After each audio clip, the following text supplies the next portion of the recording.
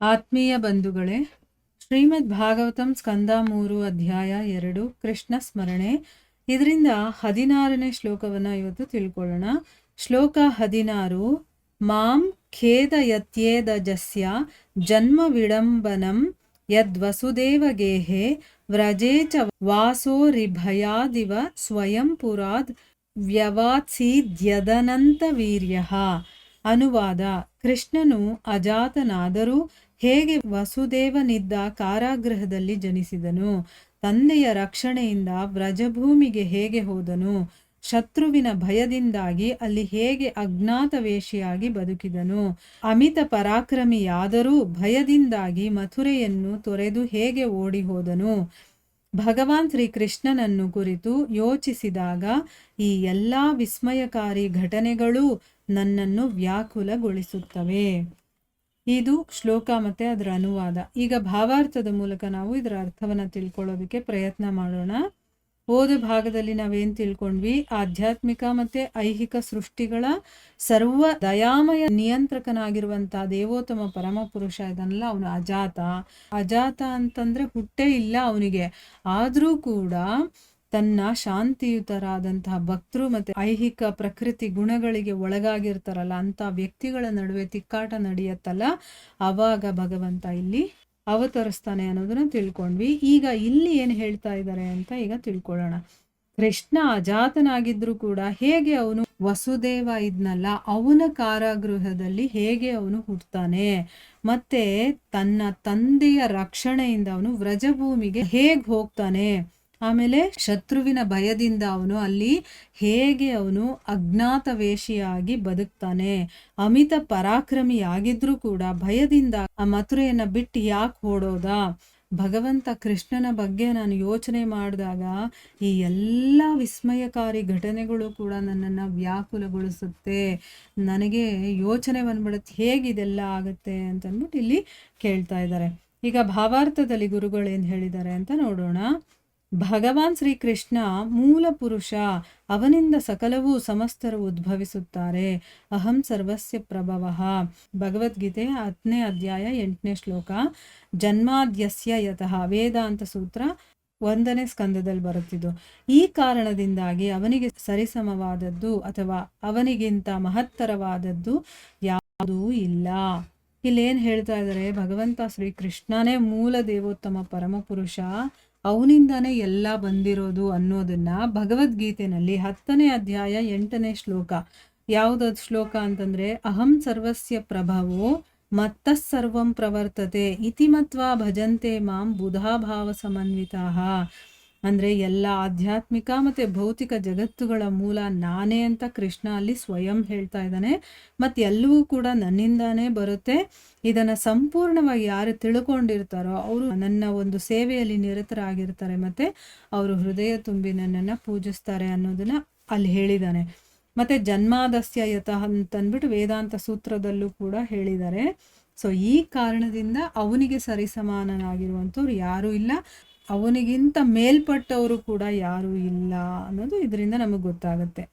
ಶ್ರೀಕೃಷ್ಣನು ಪರಮ ಪರಿಪೂರ್ಣನು. ಮಗನಾಗಿ, ಪ್ರತಿಸ್ಪರ್ಧಿಯಾಗಿ ಅಥವಾ ವೈರತ್ವಕ್ಕೆ ಗುರಿಯಾಗಿ ಅವನು ತನ್ನ ಲೀಲೆಗಳನ್ನು ಪ್ರಕಟಿಸಿದಾಗಲೆಲ್ಲ ಅವನು ಎಷ್ಟು ಸೊಗಸಾಗಿ ಪಾತ್ರ ವಹಿಸುತ್ತಾನೆ ಎಂದರೆ ಉದ್ಧವನಂತಹ ಶುದ್ಧ ಭಕ್ತರು ದಿಗ್ಭ್ರಾಂತರಾಗುತ್ತಾರೆ.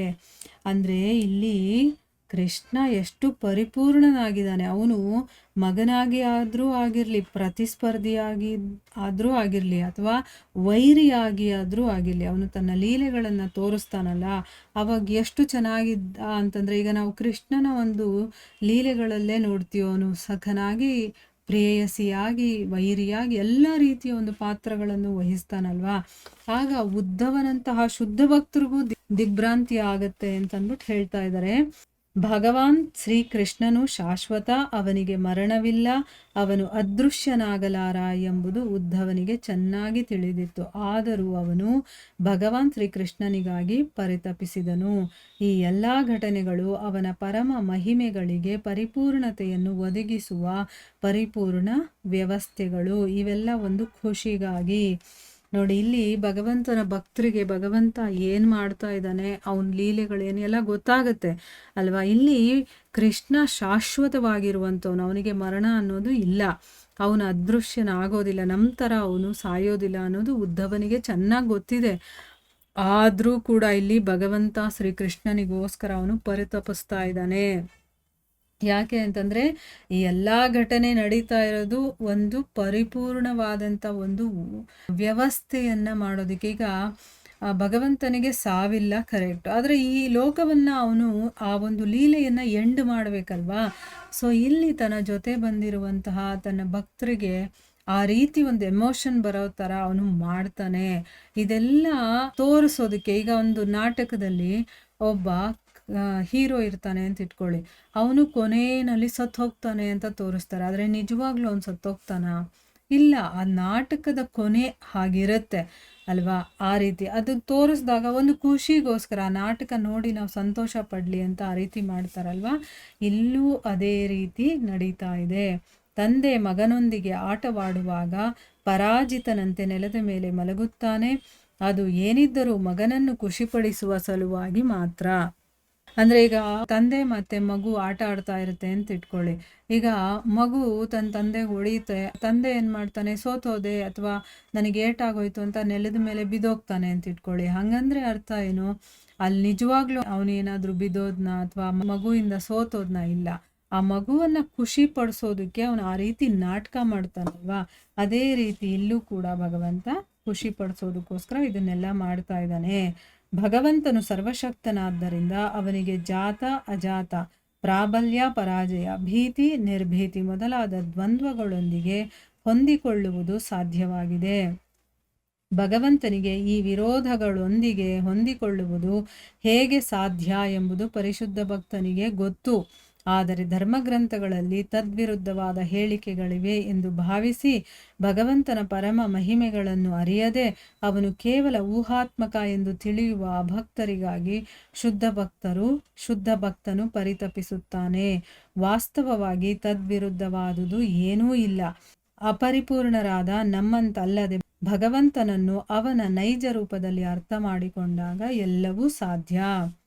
ಅಂದರೆ ಈಗ ಭಗವಂತ ಸರ್ವಶಕ್ತನಾಗಿರೋದ್ರಿಂದ ಅವನಿಗೆ ಹುಟ್ಟು, ಸಾವು, ಗೆಲುವು, ಸೋಲು, ಭೀತಿ, ನಿರ್ಭೀತಿ ಇಂಥ ದ್ವಂದ್ವಗಳಿದೆಯಲ್ಲ, ಇದನ್ನೆಲ್ಲದಕ್ಕೂ ಅವನು ಹೊಂದ್ಕೊಳ್ಳೋದಕ್ಕೆ ಸಾಧ್ಯ. ಈಗ ನಮಗೆ ಕಷ್ಟ ಆಗ್ಬಿಡುತ್ತೆ, ನಮಗೆ ಸರಿ ಹೊಂದೋದನ್ನು ನಾವು ಅದನ್ನು ಎಕ್ಸೆಪ್ಟ್ ಮಾಡ್ಕೊಂಡ್ಬಿಡ್ತೀವಿ, ಆದರೆ ನಮ್ಗೆ ವಿರುದ್ಧವಾಗಿರೋದನ್ನು ನಾವು ಎಕ್ಸೆಪ್ಟ್ ಮಾಡ್ಕೊಳ್ಳೋದಕ್ಕೆ ಸಾಧ್ಯ ಆಗೋದಿಲ್ಲ ನಮಗೆ.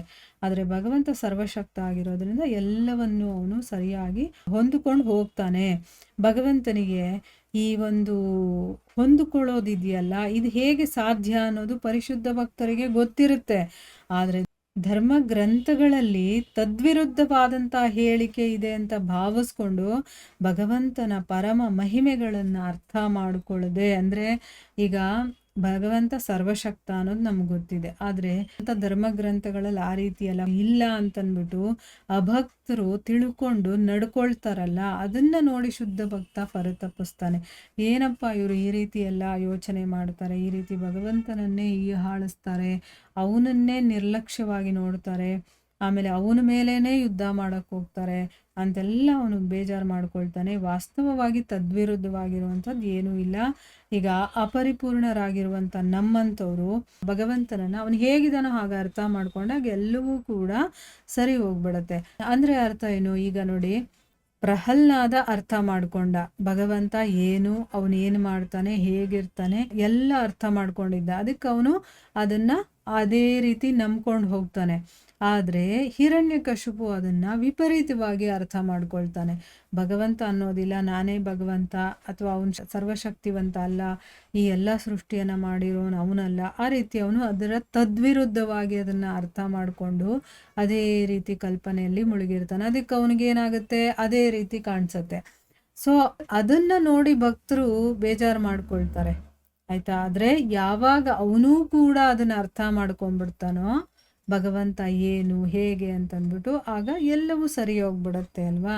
ಅಂದರೆ ಎಲ್ಲ ಸಾಧ್ಯವಿದೆ, ಆದರೆ ನಾವು ಪ್ರಯತ್ನ ಮಾಡಬೇಕಷ್ಟೇ. ನಮ್ಮ ಒಂದು ಊಹೆಗಳಲ್ಲೇ ನಾವು ಮುಳುಗಿರಬಾರ್ದು. ಆಯ್ತಾ? ಭಗವಂತನ ಭಕ್ತರಿಂದ ಅದನ್ನ ಕೇಳಿ ತಿಳ್ಕೋಬೇಕು. ಯಾಕಂದ್ರೆ ಅವ್ರು ಆಲ್ರೆಡಿ ಅದನ್ನ ತಿಳ್ಕೊಂಡು ಅದರಲ್ಲಿ ಏನೇನು ವಿಷಯಗಳಿದೆಯೋ ಅದನ್ನ ಅವ್ರು ಅನುಭವಿಸಿರ್ತಾರೆ.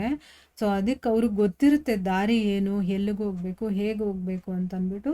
ಅವರ ಒಂದು ಮಾರ್ಗದರ್ಶನದಲ್ಲಿ ನಾವು ಹೋದಾಗ ನಮಗೂ ಕೂಡ ಅದೆಲ್ಲ ಸಾಧ್ಯ ಆಗುತ್ತೆ. ನಾವಾಗ ಇನ್ನೂ 4 ಜನಕ್ಕೆ ನಾವು ಹೇಳ್ಕೊಡೋದಕ್ಕಾಗತ್ತೆ.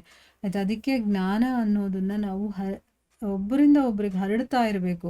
ಸುಮ್ಮನೆ ನಮ್ಮ ಹತ್ರನೇ ಇಟ್ಕೊಂಡಿರಬಾರ್ದು. ಹರಿಯುವ ನದಿ ಇರುತ್ತಲ್ಲ, ಆ ರೀತಿ ಅದು ಹರಿತಾ ಇರಬೇಕು. ಒಂದೇ ಕಡೆ ಇದ್ದಾಗ ಕೊಳ್ತು ಹೋಗುತ್ತೆ ನೀರು ಅಲ್ವಾ? ಅದೇ ರೀತಿ ಜ್ಞಾನನೂ ಅಷ್ಟೇನೆ. ನಮ್ಮಲ್ಲೇ ಇಟ್ಕೊಂಡ್ರೆ ಕೊಳ್ತು ಒಂದು ದಿವಸ ನಾವು ಮಣ್ಣಾದಾಗ ಹೊರಟೋಗ್ಬಿಡುತ್ತದು. ಆದರೆ 4 ಜನಕ್ಕೆ ಹಂಚಿದಾಗ ಅದು ಬೆಳೀತಾ ಹೋಗುತ್ತೆ. ನಮ್ಗೇನು ಗೊತ್ತಿದೆಯೋ, ಎಷ್ಟು ಗೊತ್ತಿದೆಯೋ ಅದನ್ನು 4 ಜನಕ್ಕೆ ಹೇಳ್ಕೊಡೋದಕ್ಕೆ ನಾವು ಪ್ರಯತ್ನ ಮಾಡ್ತಾ ಇರಬೇಕು. ಅದನ್ನು ನಾವು ನಮ್ಮ ಜೀವನದಲ್ಲಿ ಅಳವಡಿಸ್ಕೋಬೇಕು. ಈಗ ನೋಡಿ, ಸತ್ಸಂಗದಲ್ಲಿ ನಾವು ಬೇರೆ ಎಷ್ಟೋ ಜನರ ಸತ್ಸಂಗ ಕೇಳ್ತೀವಿ. ಅದೆಲ್ಲ ನಮ್ಮ ಮನಸ್ಸಿಗೆ ಎಷ್ಟು ಚೇಂಜ್ ಮಾಡುತ್ತೆ. ನಾವು ಎಷ್ಟೋ ನಮ್ಮ ಜೀವನದಲ್ಲಿ ಅದನ್ನು ಅಳವಡಿಸ್ಕೊಳ್ಳೋದಕ್ಕೆ ನಾವು ಶುರು ಮಾಡ್ತೀವಿ. ಅದರಿಂದ ನಮ್ಮ ಲೈಫಲ್ಲೂ ಕೂಡ ಎಷ್ಟೊಂದು ಚೇಂಜಸ್ ಎಲ್ಲ ಆಗುತ್ತಲ್ವ? ಅದೇ ರೀತಿ ನಾವು ಬೇರೆಯವ್ರಿಗೆ ಹೇಳಿದಾಗ ಅವ್ರ ಲೈಫಲ್ಲೂ ಎಷ್ಟೊಂದು ಚೇಂಜಸ್ ಆಗುತ್ತೆ. ಈಗ ಎಲ್ಲರೂ ಹೇಳೋದು ಎಲ್ಲರಿಗೂ ಇಷ್ಟ ಆಗೋದಿಲ್ಲ. ಕೆಲವರು ಹೇಳೋದು ಕೆಲವರಿಗೆ ತುಂಬ ಇಷ್ಟ ಆಗುತ್ತೆ. ಅವ್ರು ಸಿಂಪಲಾಗಿ ಹೇಳಿದ್ರು ಅಥವಾ ಅವ್ರು ಹೇಳೋ ರೀತಿ ಆಗಿರ್ಬೋದು ಅಲ್ವಾ? ಕೆಲವೊಬ್ಬರಿಗೆ ಕೆಲವ್ರದ್ದು ಇಷ್ಟ ಆಗುತ್ತೆ. ಅದಕ್ಕೋಸ್ಕರ ನಮಗೆ ಯಾವುದನ್ನು ಕೇಳಿದಾಗ ಮನಸ್ಸಿಗೆ ಹಿತ ಅನಿಸುತ್ತೋ, ಇಷ್ಟ ಆಗುತ್ತೋ, ಮತ್ತೆ ಕೇಳಬೇಕು ಅನಿಸುತ್ತೋ, ಮತ್ತು ನಮ್ಮ ಜೀವನದಲ್ಲಿ ಚೇಂಜಸ್ ಕೂಡ ಆಗಬೇಕು. ಅದು ತುಂಬ ಇಂಪಾರ್ಟೆಂಟು. ಚೇಂಜಸ್ ಆಗ್ತಾ ಇದೆ ಅಂತಂದರೆ ನಾವು ಕೇಳ್ತಾ ಇರೋದು ಸರಿಯಾಗಿದೆ ಅಂತ ಅರ್ಥ ಮಾಡ್ಕೋಬೇಕು. ಇಲ್ಲಿಗೆ ನಾವು ನಿಲ್ಲಿಸೋಣ. ಹರೇ ಕೃಷ್ಣ.